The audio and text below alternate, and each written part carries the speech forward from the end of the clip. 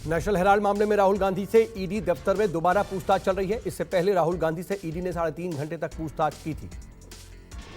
दोबारा ईडी दफ्तर पहुंचने से पहले राहुल गांधी दिल्ली के सर गंगाराम अस्पताल पहुंचे। हॉस्पिटल में राहुल गांधी ने सोनिया गांधी से मुलाकात की। सोनिया गांधी हॉस्पिटल में भर्ती हैं।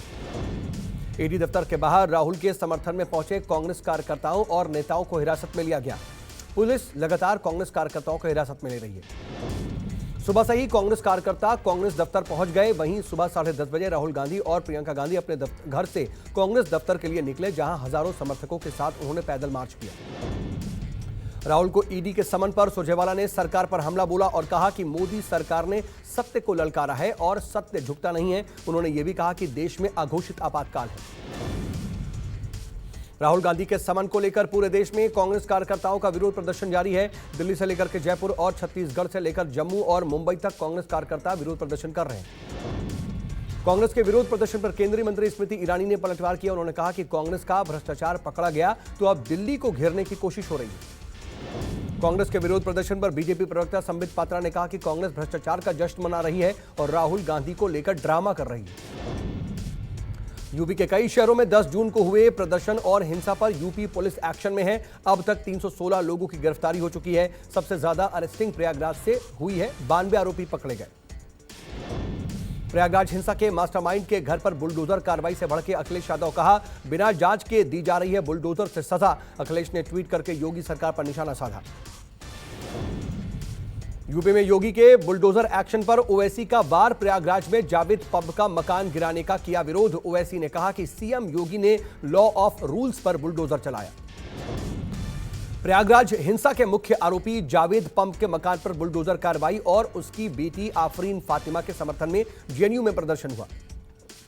जुमे की नमाज के बाद सहारनपुर में हुई हिंसा के बाद पुलिस के हाथ एक और कामयाबी लगी है। सहारनपुर पुलिस ने प्रिंटिंग प्रेस के मालिक शमशेर अली को गिरफ्तार कर लिया। राष्ट्रपति चुनाव के लिए बीजेपी लेगी सभी दलों से राय। बीजेपी ने जेपी नड्डा और राजनाथ सिंह को सौंपी जिम्मेदारी। 18 जुलाई को होने वाले हैं राष्ट्रपति पद का चुनाव। गुजरात में बिजली आंदोलन करेगी आम आदमी पार्टी। 15 जून से होगी आंदोलन की शुरुआत। पार्टी की सभी नेता आंदोलन में शामिल होंगे। भरतपुर में आरक्षण की मांग को लेकर सड़क पर उतरा सैनी समाज। आरक्षण की मांग को लेकर कर रहे हैं प्रदर्शन। सैनी समाज के आरक्षण को लेकर जिला प्रशासन अलर्ट। अलवर में अतिक्रमण हटाने से नाराज युवक ने खुद को किया आग के हवाले। गंभीर रूप से झुलसे युवक को अस्पताल में भर्ती करवाया गया। हिमाचल के जंजैहली बाजार में 2 मंजिला इमारत में भीषण आग लग गई। देखते ही देखते आग ने विकराल रूप धारण कर लिया। कड़ी मशक्कत के बाद आग पर काबू पाया गया। जम्मू कश्मीर में 24 घंटे में मुठभेड़ की 3 घटनाओं में लश्कर के 5 आतंकी ढेर कर दिए गए। अब तक घाटी में मारे गए 100 से ज्यादा दहशतगर्द। गुरुग्राम के बजघेड़ा में अवैध डंपिंग स्टेशन में लगी भीषण आग। दमकल कर्मियों ने कड़ी मशक्कत के बाद आग पर काबू पाया। पश्चिम बंगाल में गर्मी की वजह से बढ़ी स्कूलों की छुट्टियां। स्कूलों की छुट्टियां 15 जून से बढ़ा करके अब 26 जून तक कर दी गई है। अब स्कूल 27 जून को खुलेंगे। उज्जैन के महाकालेश्वर ज्योतिर्लिंग मंदिर में हुई भस्म आरती। बड़ी संख्या में श्रद्धालु मौजूद रहे। बता दें कि भगवान को क्विंटलों दूध, दही, शहद, शक्कर और फलों के रस से स्नान करवाया गया।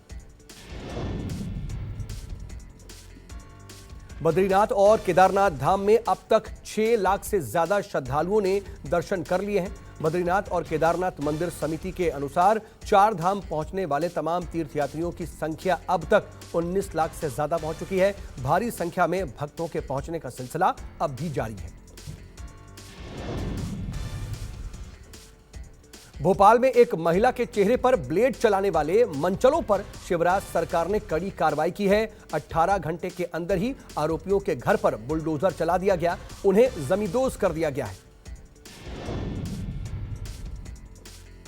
महाराष्ट्र में नंदुरबार पुलिस ने अवैध हथियारों की तस्करी का खुलासा किया है और भारी मात्रा में हथियार के साथ साथ 7 आरोपी गिरफ्तार किए गए हैं। तकरीबन 11 तलवारें बरामद की गई हैं। राजस्थान से तस्करी कर लाई गई थी 11 तलवारें, जिन्हें बरामद कर लिया गया है।